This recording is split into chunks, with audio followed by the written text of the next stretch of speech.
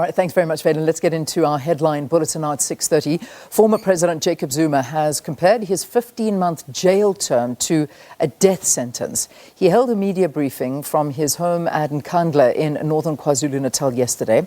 Zuma called for fair and equal treatment from the judiciary.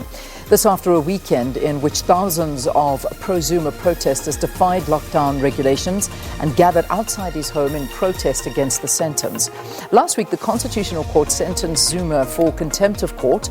The court will hear the application for a rescission on Monday next week. Zuma said he will not hand himself over to authorities to start serving his sentence as he has legal challenges underway. In a separate case, tomorrow, the High Court in Pietermaritzburg will hear Zuma's application for a stay of his arrest pending his application in the Constitutional Court. 333 more people have succumbed to COVID-19 related complications in South Africa. This was in the past 24-hour cycle, putting the national death toll at 61,840. Another 16,585 new coronavirus cases have also been recorded.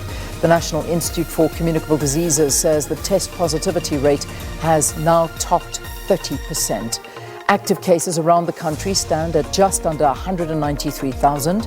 The police service will meanwhile kick off its vaccination rollout program for the country's police officers this morning. The Southern African Development Community, SADC, has urged the people of the Kingdom of Eswatini to engage in dialogue to resolve the impasse that led to a week of pro-democracy protests. A SADC delegation, which is in the landlocked kingdom on a fact-finding mission, has expressed concern about the disruption of economic activity during the protests.